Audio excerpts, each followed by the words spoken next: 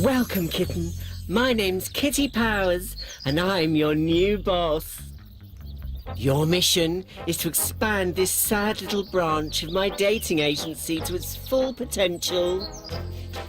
Do this by finding love for as many clients as possible. But before you get started, you need to take down your particulars. Now, tell me about yourself.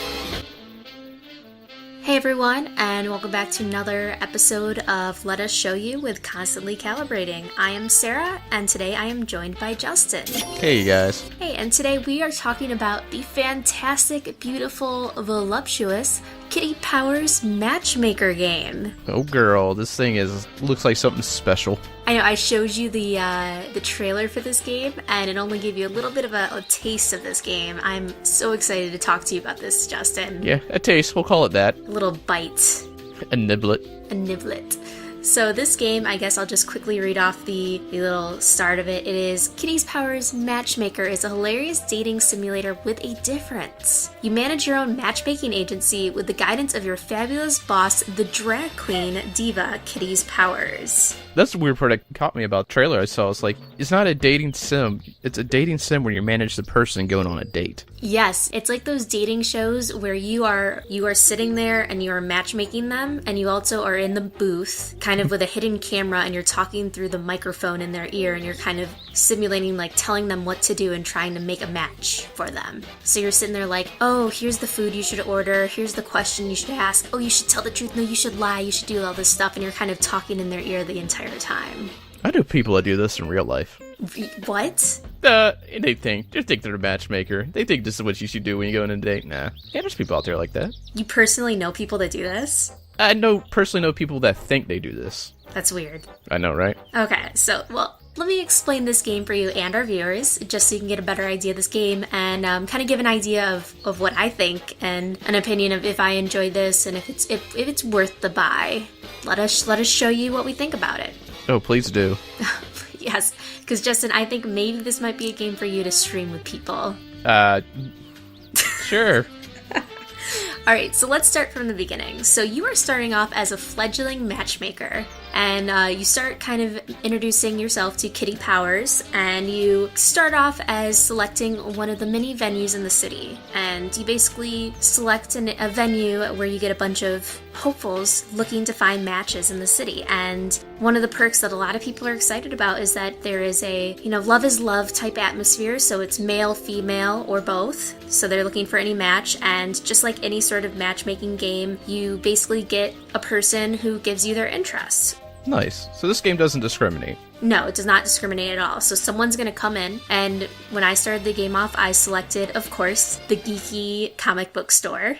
Because, I had to, so I selected the comic book store, so I had a bunch of geeks that walked into the store, and they entered, and they basically were like, my first person was, I own a comic book store, I'm interested in people with brown hair, blue eyes, and I like comic books, I like building computers, and I like MMORPGs. So they give you your interests. It's hitting close to home. Yeah, I know. It's too real, Justin. I don't know what to do. And so they give you their interests, they give you the type of things they like, and they let you know that, and then you get your nice little black book. So it's your job as a matchmaker to basically find out who you can hook them up with. Seems simple enough, right?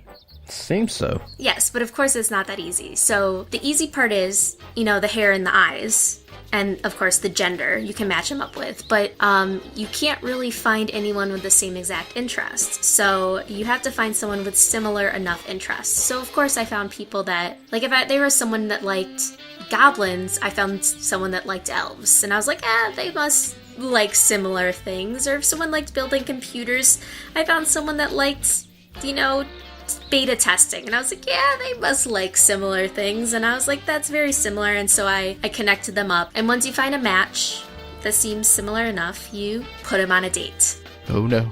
You got everybody laid out, you match them up, where do we go from here? You go on a date. You set them up on a date where, of course, there's hidden cameras strategically placed in the restaurant. And there's a certain amount of restaurants. You unlock more restaurants throughout the game, but that's the first part, is setting up on a date, and then they go to the restaurant, and of course this is where the mini games happen. So you sit down, you're basically now sitting there and talking in their ear as the fly on the wall, trying to help them succeed on this date and be successful. So you basically have a system of 3 strikes and you're out. You have options where basically you can lie to get throughout the date. There's mini games that are memory games. There's mini games of strategically asking the right questions or anything like that. But it's basically kind of going through and fumbling through the date to be very successful. So much like any date, the first step is ordering food. And so when you sit down with your date, introductions are made. If you pick out a character that has the right hair, of course, they complement each other's hair and outfits. And, it gets a little awkward and you're like, oh, hey, I really like your hair. And they're like, thank you. I really like your hair too. That's so great. So every date I've been on. Okay, yes. Keep going. Yes. And then, of course, the person's like, so what would you like to eat? The person in response says, I really would like something that is hot white meat dish. This is where all these trials start to come into play. And so as the matchmaker, you have to go through this date and make selections for that person because they are extremely incompetent and they are unable to complete this date on their own. And you have to make all the selections for them because they are unable to complete anything on their own. Essentially, you have to choose their food for them, you have to answer all the questions for them, you have to have the conversations for them, make it so that they are very successful on their date. Depending on how successful they are, you could either end up having a date end up in heartbreak, maybe have it be that potentially end up seeing each other again on a second date, or they fall in love, they end up going steady and then go off in the sunset in a hot tub jacuzzi with hearts floating everywhere, and you get paid a lot of money for completing the date. Aw, that's how I imagine going out in the sunset. Yes, exactly. So, it's pretty interesting.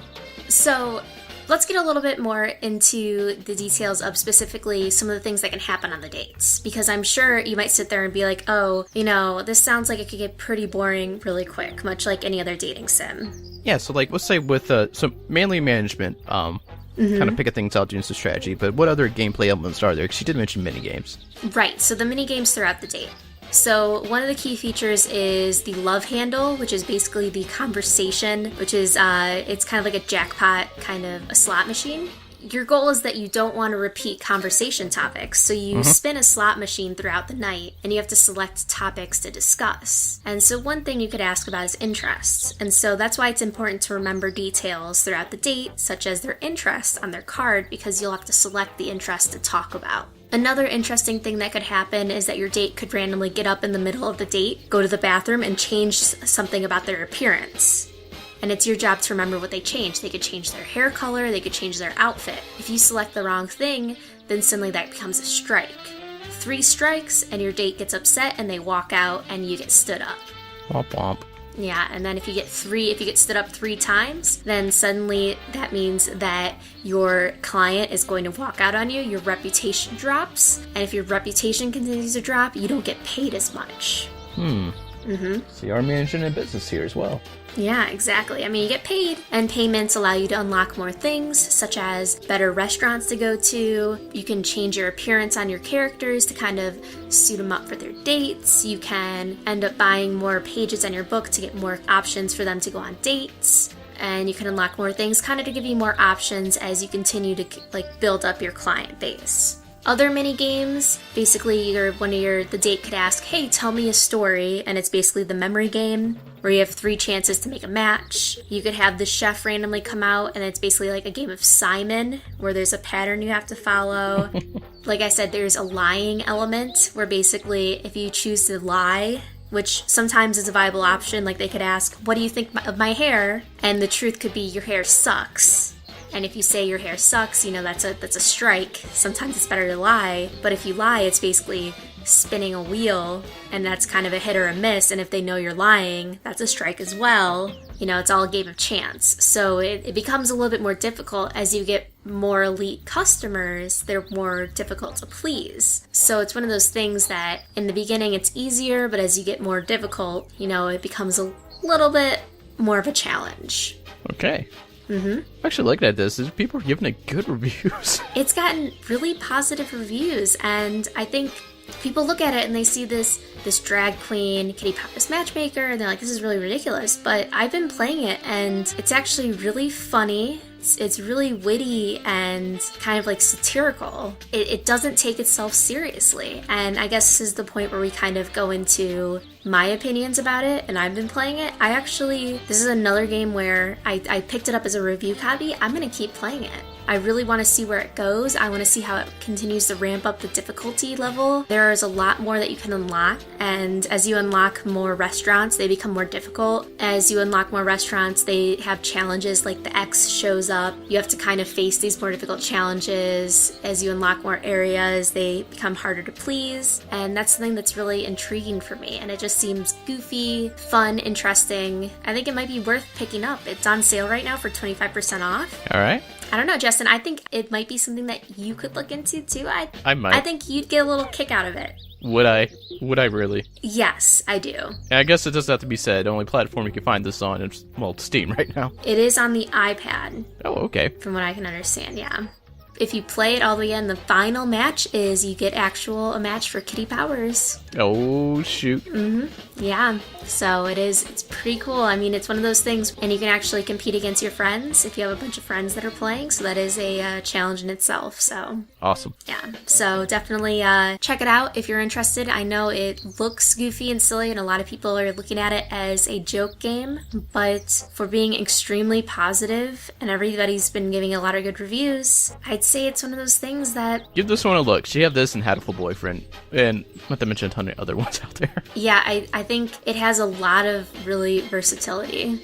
It's a dating sim that's not focused on anime characters or anything like that, which is different. Like, most of this you'll see like a kind of a Japanese influence on like anime characters, you know? Yeah, it's more of a dating tycoon than a dating sim. It's not so much about you're trying to date someone, it's more of you're in the business of dating. And you're trying to manage these relationships, and it's more about your reputation as a tycoon owner than it is about you trying to hook up with these people. Gotcha. That should be tagline right there. More of a dating tycoon. Yes. You are the matchmaker. All right, so that was another episode of Let Us Show You, and that was Kitty Powers Matchmaker. I hope you're intrigued. Yeah, and we will catch you next time. Bye. Bye.